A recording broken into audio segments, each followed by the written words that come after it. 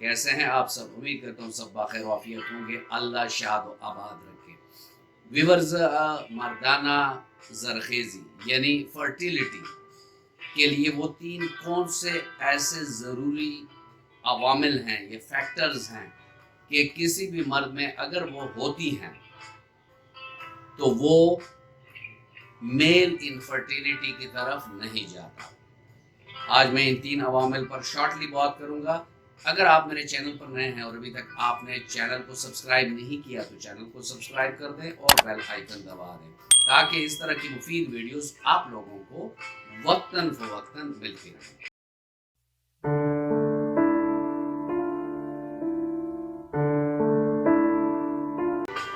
Waiver mail fertility के लिए जो हम सबको पता है कि उसकी जो मनी है या स्पर्म है या तौलीदी जरासीम है, ये होने चाहिए। तो ये तो बाज़ औक़ात होता है, लेकिन उसमें मुख्तलिफ़ किस्म की डिजीज़ जैसे ओलिगोस्पर्मिया, एस्टिनोस्पर्मिया, ज़ूस्पर्मिया है, नेक्रोज़ूस्पर्मिया है, टेरिटोज़ूस्पर्मिया है और एज़ोस्पर्मिया है।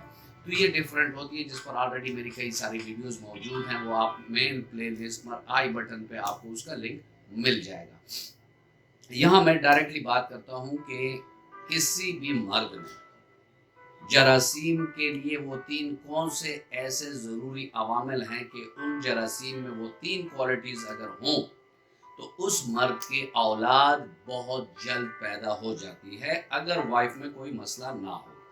यानी मेल फर्टिलिटी के लिए 3 बेसिक पॉइंट्स के लिए मैं आपको अपने पहले चार्ट पर लेकर चलता हूं और आपको बताता हूं कि वो कौन से ऐसे 3 फैक्टर्स हैं कि किसी भी मर्द को औलाद की नेमत दे सकती है। व्यूअर्स, इसमें अगर आप देखें कि स्ट्रॉन्ग स्पर्म के 3 क्राइटेरियाज हैं। पहले तो उसकी मिकदार 15 मिलियन पर ml होनी चाहिए मिनिमम। ये मिनिमम साइड है 15। अगर किसी के 25 है, 50 है, 60 है, 70 है, 100 है तो ये और अच्छी बात हो जाती है, क्योंकि जितने ज़्यादा स्पर्म होते हैं उतनी एग फर्टिलाइजेशन के चांस ज़्यादा होते हैं। उसके बाद जो दूसरा मेन पॉइंट है वो स्पर्म की एक मखसूस मूवमेंट होती है कि वो स्पर्म की मूवमेंट सही हो और मिनिमम 40% ऐसे स्पर्म होने चाहिए जो बहुत अच्छे तैराक हों।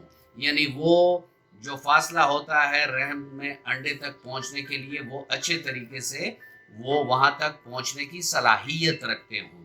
और तीसरा फैक्टर जो है वो है कि स्पर्म की जो स्ट्रक्चर है, जैसे हेड है, मिड पीस है और टेल है, तो उसमें यह होना चाहिए कि उसका हेड जो हो वो राउंडेड हो और टेल जो होनी चाहिए वो लॉन्ग भी हो और स्ट्रांग भी हो ताकि उसे तैरने में आसानी हो। तो किसी भी मर्द में अगर ये 3 पॉइंट्स मौजूद हैं तो उसकी औलाद पैदा होगी। इन 3 अवामिल में कोई भी नुक्स होगा तो उसको मेल इनफर्टिलिटी या मर्दाना भांजपन देखनी पड़ जाएगी। व्यूअर्स, ये था आज का टॉपिक और मैं उम्मीद करता हूँ कि आपको अच्छा लगा होगा। अगर आपको अच्छा लगा तो वीडियो को लाइक कर दें और फ्रेंड एंड फैमिली मेंबर्स के साथ इसको शेयर कर दें। मिलते हैं किसी ऐसी अच्छी वीडियो में, तब तक के लिए इजाज़त। अल्लाह हाफिज़।